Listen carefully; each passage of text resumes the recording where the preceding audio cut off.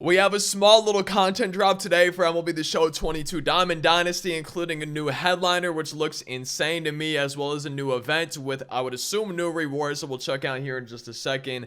As always, be sure to leave a like on this video, subscribe if you're not already, on the road to 100,000 subscribers. We have a roster update predictions video for that first roster update on Friday, going out later tonight, so be sure to sub, turn those notifications on, you don't want to miss that.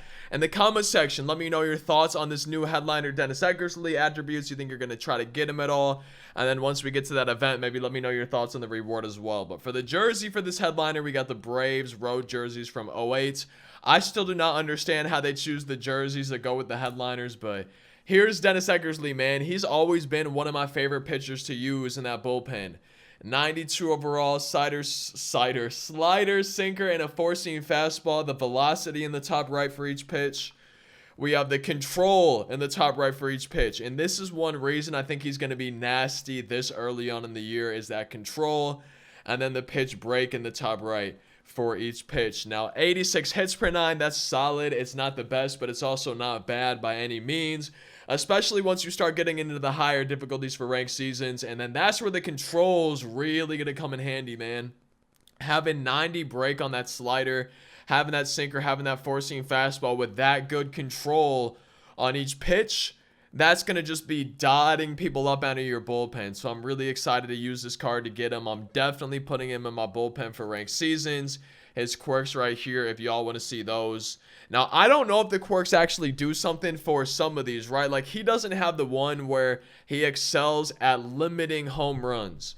And I just don't know if that actually has an impact or if it's just based on that home run per nine attribute. Because the home run per nine attribute does not impact anything in the game. It used to, but they changed it, and I would assume it's still that way. I feel like they wouldn't have changed it back without telling us. So I don't think the home run per nine attribute actually does anything. But with that being said, I also don't know if that's what determines if they get the quirk. And then at that point, I don't know if it's just saying, hey, yeah, that guy has high home runs per nine for his attribute, or I wonder if the quirk actually changes things. Because I know some of them do, right? There's a quirk where it's a daytime hitter and the PCI is bigger during the day, or nighttime vice versa, right? It's bigger in nighttime ball games. So there are quirks that do actually impact things like that. And I don't know if the ones excels at hitting home runs, the bomber quirk, and the one excels at limiting them. I don't know if those do anything. But with that being said, that's the new headliner, Dennis Eckersley. I feel like he's a great card. I always love him. I'm hoping it's the same way this year. I'm definitely going to buy the card rather than buying the headliner packs. But, hey, man, you'd love to see it. And then the new event today. I'm really hoping we have 2 diamonds instead of 1. I guess we'll see here in just a second. Go to events. It's looking like it's only 1. But I'm a Cardinals fan. I'm wearing a Brewers shirt, so that might be a little bit weird. But I'm a Cardinals fan. And it looks like we got a Cardinals player as that event reward. So this is Pitcher's Playground. Oh wait, it's Forbes Field. Oh, man. Oh, he better be 10 wins. I know it's 3 inning games, but he better be at 10, maybe 15 wins. I'm not going to enjoy this event. Any pitchers, any hitters, Forbes Field only. A little bit scary. Max team overall, though. That's a little interesting of 88. Don't know if I'll have any trouble hitting that. 3 inning games, all-star difficulty. I love that they're sticking with that. The only thing I would like to see them maybe change or add to an event like this is maybe do one of them with quick counts, especially for one that's locked at Forbes Field. That would be pretty nice. But let's go ahead and take a look at the reward path. 1 pack for 1 win. 500 stubs for 3 wins, 2,500 XP is set 5 headliner for 5 wins, 1,000 stubs for 7. Ooh, so there is 2 rewards. Oh, man. Oh, I'm excited to see what that card's looking like real quick. But Ball doesn't have it at 10, set 6 headliners at 13, and then 88 Greg MADDUX at what is that? Is that 15? Yeah, 15 wins. Sinker, circle change, cutter, four-seam curve. Let me turn up the cam. Velo on each pitch in that top right. Control. That's where he stands out too, man. Oh, especially on those higher difficulties where the 55 velo's not going to be as easy to catch up to. Oh, this could be a good card. 104 stamina, 83 hits per 9, at 93 control, 55 velo, 96 break. We already saw the individual ones up in the top right, and then his quirks if y'all want to see those. Excels at see grounded, excels at limiting home runs. I don't know and that's because he has 80 hits, 80 home runs per 9. Or if the ball is actually not going to be as easily a home run if it's squared up compared to maybe a pitcher like the headliner from today. You know, I'm wondering if it truly does make a difference or not. Maybe somebody in the comment section knows better than me.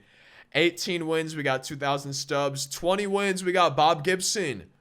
And I love this man. I feel like they're doing, maybe I'm still in the honeymoon phase a little bit, but I feel like they're doing a phenomenal job so far with content. I feel like they're doing a really good job at releasing cards in events, in headliners, in BR programs, conquests, mini seasons, ranked seasons, whatever it may be.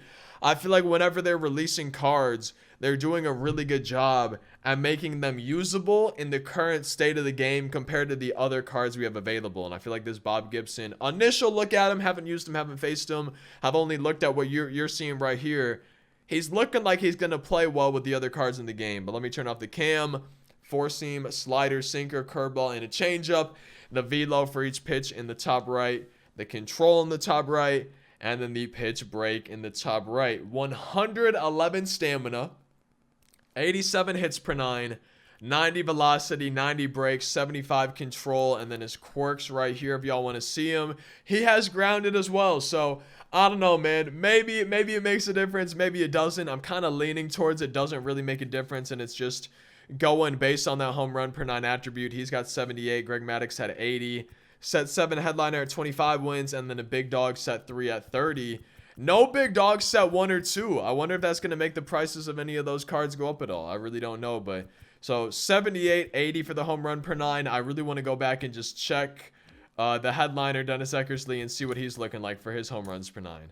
So he's at 77. So is 78, like, are we learning today? Is 78 where the quirk for grounded starts? Do they need 78 or higher? Or is it actually a quirk that's just given to some pitchers, maybe based on how they did that season and everything in terms of home runs, and it actually has an impact in the game? I'm really curious. I truly have no idea, but we got Dennis Eckersley, Greg Maddux, Bob Gibson. Kind of interesting to me that they dropped 3 pitchers on the same day, but at the same time, I feel like that is where I'm struggling to find cards, is my pitching, both my bullpen and my rotation. So I feel like in a way, it's honestly ended up being a good thing. Double XP for the rest of this week until the program is over. If y'all did not know, we have our next featured program coming on the 29th.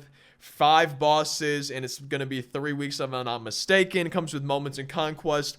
Also on the 29th, we have our first roster update of the year, upgrades and downgrades. We have another new event coming on Friday on the 29th, building lineups with players from the AL East, NL East, and NL Central. Maybe that's a hint at what the featured program is going to be like. Maybe all the bosses come from those 3 divisions, or 3 of the bosses. You never know.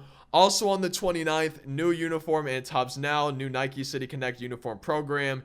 If I had to guess, I'm pretty sure that's going to be the Royals, right? Didn't the Royals just reveal their City Connect jerseys? Yeah, so they just revealed their City Connect jerseys today on Twitter. So maybe those are the cards that I'm going to need to invest in. That's also on Friday. Topps Now moments coming on Friday as well, and then the new ranked season with a flashback legend, flashback pitcher, I should say, which is a live series player, flashback pitcher, and then a legend hitter, someone who's not currently playing in the MLB. Those are the 2 new rewards. We might get a prediction video, but no matter what, once that comes out, we'll go over the rewards, their attributes, everything like that. But that's the new content for today. That's the new content that's coming in the future. A lot of stuff coming on Friday. We'll definitely be going over all of it, maybe even in 2 separate videos once it does drop. But hope you enjoyed this one. Can't wait to see your thoughts in the comment section. Like, comment, subscribe, social medias, all that good stuff. I'll see you next time.